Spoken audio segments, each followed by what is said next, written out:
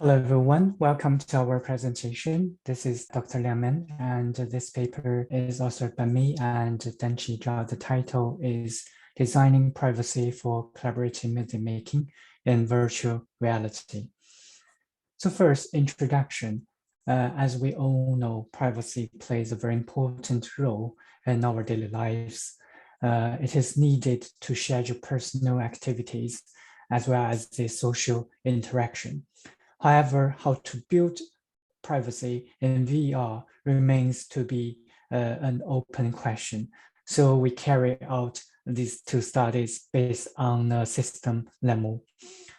I'll start it by introducing the system lemma first.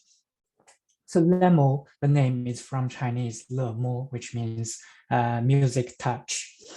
And it functions as the basis to explore collaborative music making in virtuality. And it is a system which also provides lots of freedom, so I can adjust the virtual settings to test how they can influence people's behavior in virtuality during the collaborative music making.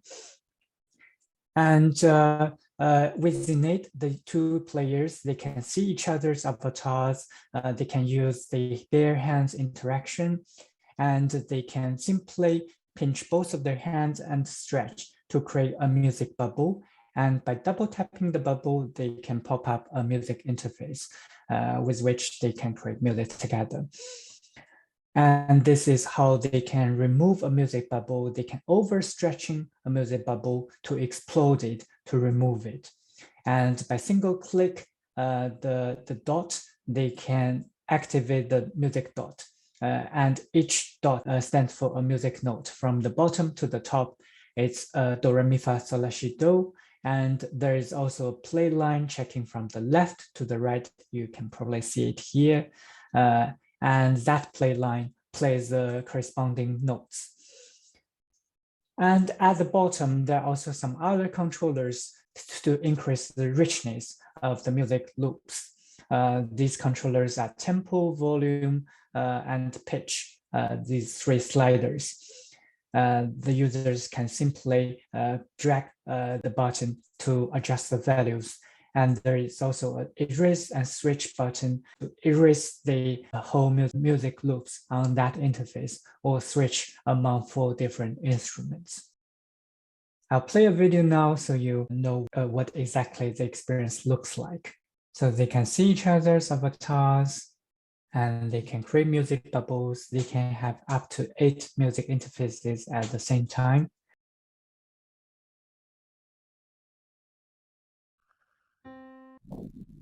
And the red is drum.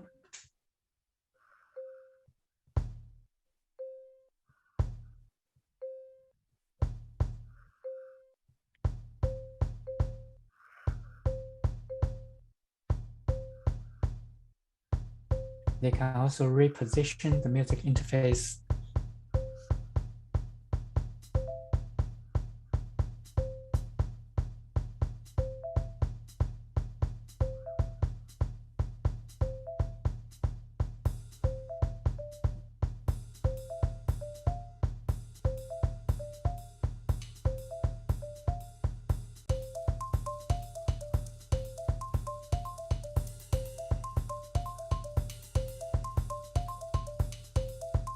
So this is what the experience looks like.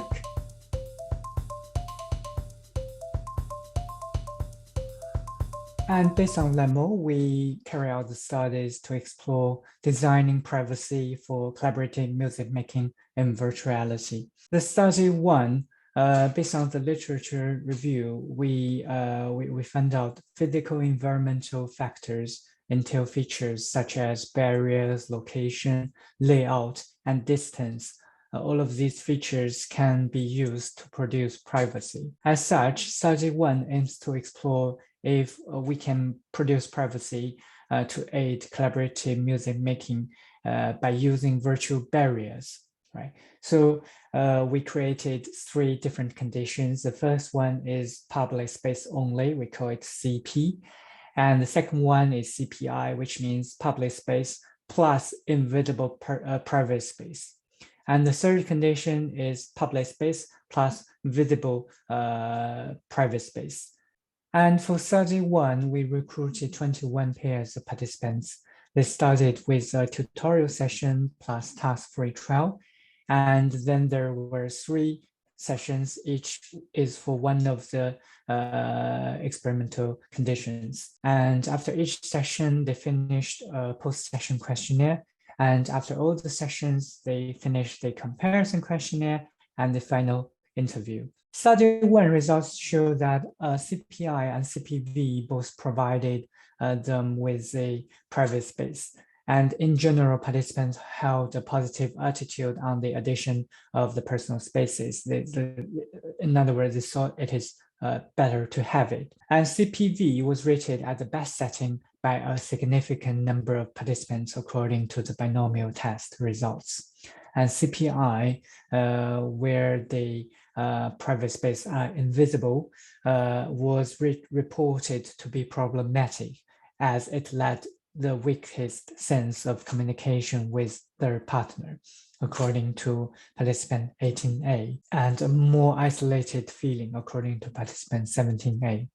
Differently, when the private space becomes visible, being able to see each other all the time made them feel more communicated, and it provides both privacy and teamwork equally, according to participant 5A and 5B.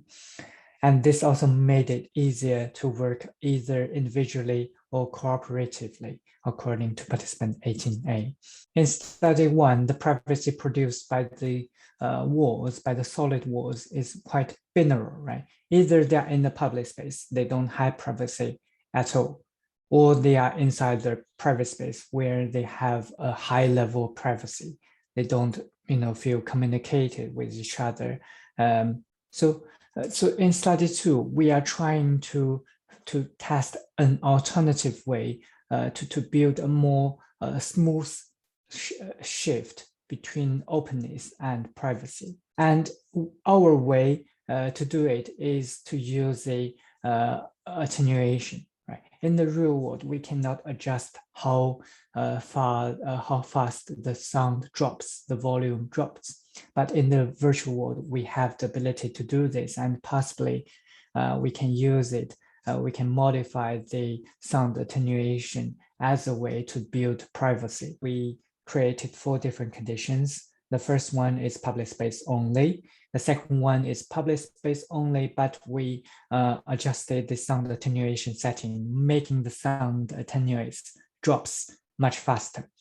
And in the third and fourth condition, we use the walls. It's now cylinder shapes boundary to build privacy. But the difference between the condition fixed and condition movable is in this condition movable, the cylinder can be repositioned. We recruited 26 pairs of participants. Again, they started with the tutorial session and then the task-free trial. And now there are 4 sessions, each is for one of the experimental condition. Again, the post-session questionnaire is following each of the session, and finally it is a condition, it's a comparison questionnaire and the interview. And our results showed audio attenuation augmentation can build sonic privacy, and this enables a gradient shift, a smoothier shift between privacy and openness. And we also identified the preference for condition CAG, right? It's the one with the augmented sound attenuation.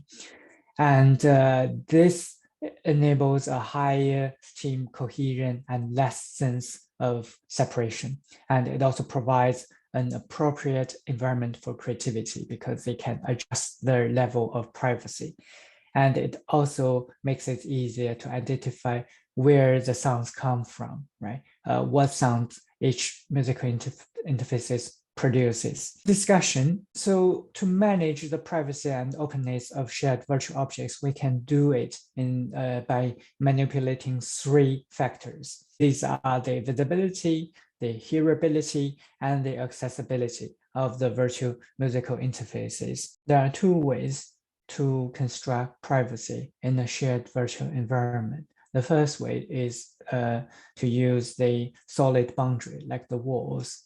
And the second way is to augment the modality to produce the privacy. And the second way is probably better because it enables the user to adjust to balance the privacy and openness. And based on our results, we propose 3 study implications. The first one is choice of modality to deliver the privacy. When there are no rigid requirements on the audio output, we can use auditor tools like the augmented attenuation to create the audio privacy, and then using this to promote the individual creativity during the collaboration. And the second implication, we can attenuate the modality to deliver privacy, just like what we did with the sound attenuation. And the third implication is comparing with the binary shift between privacy and openness, a gradient shift is probably better, right? And for future research, exploring privacy design for other modality-based tasks, right? Because what we explore in these 2 studies are solely audio-related tasks like collaborative music making, but there are also some other collaborative tasks like collaborative drawing, and we can possibly use other modality to build up privacy. We can investigate how other modalities can be attenuated to provide the privacy and finding other ways to deliver stepless privacy. For more information, please see our paper. Thank you. That's the end of my presentation. If you want to see more about my projects, please go to my personal website at menliang.ml. Thank you.